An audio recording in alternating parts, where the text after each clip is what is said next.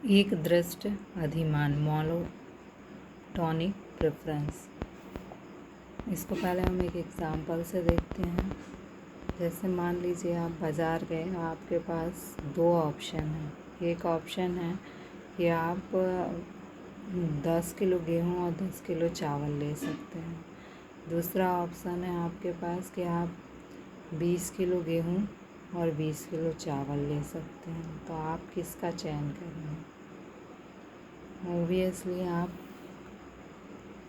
संयोग 2 का चयन करेंगे, क्योंकि इसमें अधिक मात्रा में आपको वस्तु मिल रही है। तो ये क्या हो गया? संयोग, जिसको आपकी अधिमान देंगे। तो ये सेकंड संयोग को अधिमान या प्रेफरेंस देंगे और आप इसका चयन करेंगे। ठीक, अधिमान वर्ड का ही यूज़ करना है आपको। इसके बाद आप दूसरी दशा देखिए कि आपके पास एक ऑप्शन है कि आप 10 किलो गेहूँ और 10 किलो चावल ले सकते हैं, या फिर सेकंड संयोग क्या है कि आप 10 किलो गेहूँ और 20 किलो चावल ले सकते हैं। तो आप किस ऑप्शन को अधिमान देंगे? आप सेकंड ऑप्शन को अधिमान देंगे। अधिमान मीन्स होता है प्रेफरेंस, और इकोनॉमिक्स में कुछ टर्म होते हैं वैसे ही यूज़ करने होते हैं। तो अब इसे हम लिखेंगे कैसे? ये तो एग्जाम्पल की बात हुई, शब्दों में समझेंगे कैसे कि इसका अर्थ है एक उपभोक्ता दो वस्तुओं के विभिन्न संयोगों में से, ये दो वस्तुओं के विभिन्न संयोग हैं। एक उपभोक्ता, ये एक उपभोक्ता है। एक उपभोक्ता दो वस्तुओं के विभिन्न संयोगों में से उस संयोग को अधिमान देगा। एक उपभोक्ता दो वस्तुओं के विभिन्न संयोगों में से उस संयोग को अधिमान देगा। किस संयोग का अधिमान देगा? जिसमें इन दोनों वस्तुओं में से कम एक वस्तु की मात्रा अधिक हो। जिसमें इन दोनों वस्तुओं में से कम किसी एक वस्तु की मात्रा अधिक हो।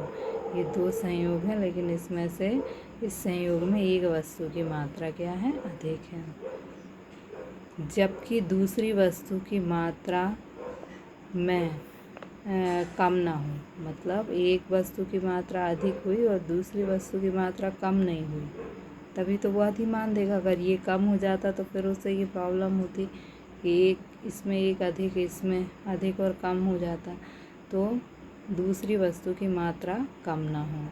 तो एक उपभोक्ता दो वस्तुओं के विभिन्न संयोगों में से उस संयोग को अधिमान देगा। एक उपभोक्ता दो वस्तुओं के विभिन्न संयोगों में से उस संयोग को अधिमान देगा। किस संयोग को अधिमान देगा?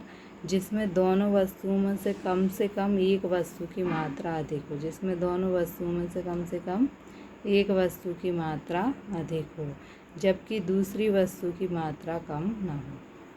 ठीक, इसको 2-4 बार आपको पढ़ना है और इसके बाद बिना देखे, याद करके बिना देखे कॉपी में लिखना है।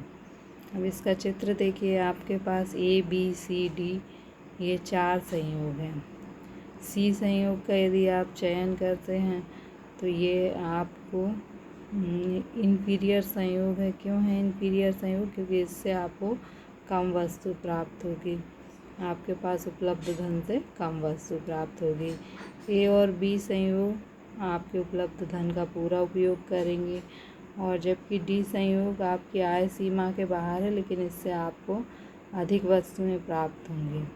तो ये प्रेफर्ड या अधिमान दे सकते हैं। अधिमान का मतलब है कि हम उसे प्राथमिकता दे रहे हैं।